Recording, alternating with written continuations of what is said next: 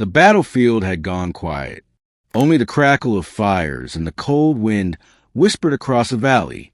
Lieutenant Elias Ward, field medic of the Human Expeditionary Corps, moved through the wreckage with a scanner in hand. The war between humankind and the Varan Dominion had turned planets to ash, and yet sometimes he still looked for survivors. The scanner pinged. Weak life signs. Faint. He followed the signal through the smoke and came upon something impossible. A tall figure lay half buried beneath collapsed armor, her silver-blue blood staining the ground like liquid light. Even before her eyes fluttered open, he knew what she was. A Varan queen. One, the forbidden touch. She blinked up at him, her pupils like shards of crystal, struggling to focus. Human. Her voice was cracked, but regal even in pain. He knelt beside her, tearing open his medkit. Her breathing was shallow. One lung collapsed, internal bleeding severe. She wouldn't survive the hour. "Stay still," he said. "You cannot," she rasped, her hand twitching weakly toward him. "You are not supposed to touch me, human."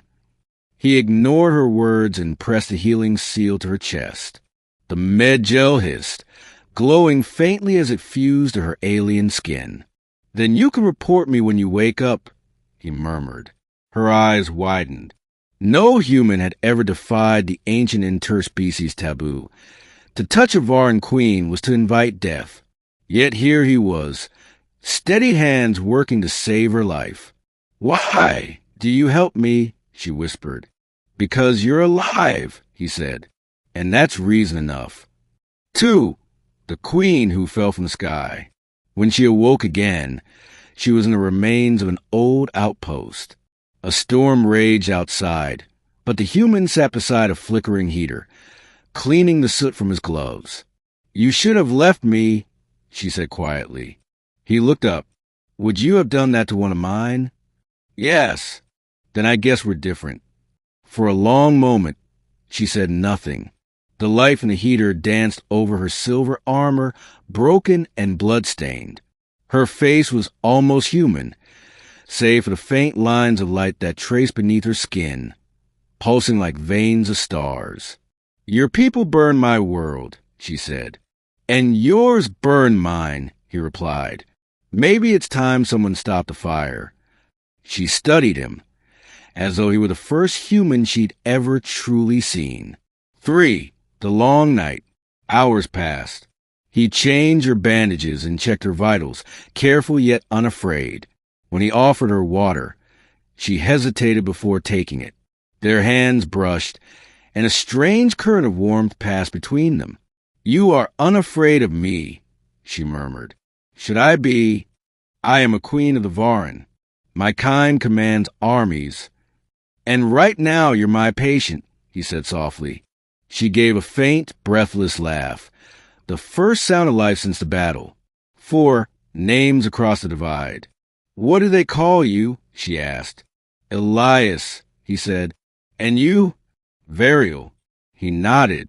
"Varial," he repeated. "That's beautiful." She tilted her head, almost curious. "Among my kind, names are sacred. You say mine as if it were yours to keep." "Maybe it is now," he said, smiling faintly. For a heartbeat, she didn't look like a queen, just someone who'd forgotten how to trust. 5. The hunters. By morning, the storm had broken, but so had their luck. A Varan search patrol swept the valley below, their ships scanning the ruins. "If they find you here, they will kill you," she said. "Then we'd better not let them." He helped her to her feet, half carrying her through the debris toward the mountains. Every step sent pain through her body, but she refused to falter. When the patrol passed overhead, they had beneath an overhang. The wind howled. Elias shielded her with his body, silent, breathing shallowly. For a moment, she felt his heartbeat through his armor, steady, human, real. And something inside her shifted. 6. The promise. When the danger had passed, she turned to him. "You could have abandoned me," she said. Yeah, he said quietly. But then I wouldn't have met you. She stared at him for a long time, unreadable. Then she reached out, her hand trembling, and touched his face. Our laws forbid this, she whispered. But our hearts do not. He didn't move, didn't breathe, just let her hand rest there, cool against his skin. Elias Ward, she said softly, as though memorizing the name. If I live, I will not forget you. Then live, he said. That's all I want. 7. The return. When the rescue ships came, human and Varan both, neither side fired. For the first time in the war, the battlefield was silent. Variel stood on unsteady legs as her soldiers approached. Before leaving, she turned once more to Elias. You touched what none dared to, she said. You healed what centuries broke. She pressed her crest, a crystal medallion of her rank, into his hand. When your kind speaks of mercy, remember this. He watched as she boarded her ship, the engines glowing blue against the dawn. And when she looked back one last time, their eyes met across the field. Two enemies who no longer were. 8. Epilogue. Weeks later, whispers spread through the ranks. The Varan queen had called for peace. No one knew why. Only a single medic did, and he kept her secret. Sometimes at night, he held the crystal she gave him, its pulse faint and steady, like a heartbeat across the stars.